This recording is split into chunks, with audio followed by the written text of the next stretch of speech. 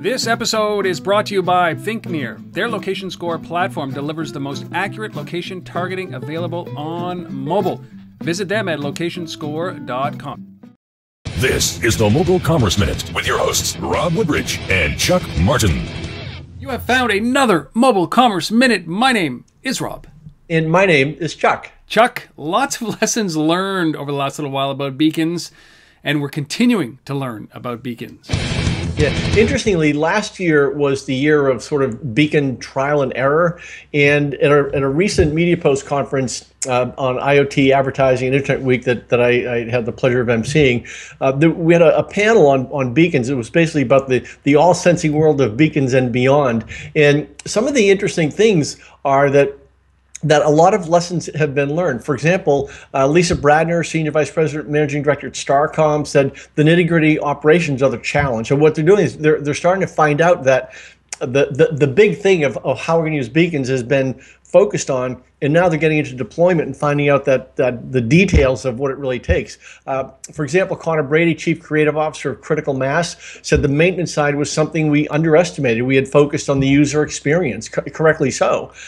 Tim Dunn, who's been all over beacons since the beginning, he's with Isobar. I remember him presenting about beacons before beacons were known to be beacons.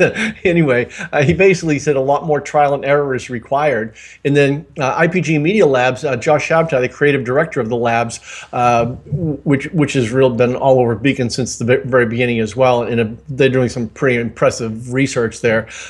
He said that they're starting to see some people getting annoyed with getting beaconed. So there are a lot of different reactions that the good news is, these things are now getting deployed. So people are now learning what it is so they can basically fine-tune the engagement. You know, what I liked about this, it's very interesting, is the different tone of conversation a year later, a year after beacons started to emerge, is that now this is just one piece of a broader mobile marketing plan. You're hearing that everywhere.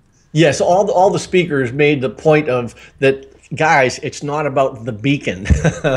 So get off that. It's really about the engagement, and the beacon is simply one more trigger for a potential engagement with another piece of information, basically the precise location of the consumer. So really good stuff. I mean, these are also the leading people, the leading thinkers in beacons. So they're really out there.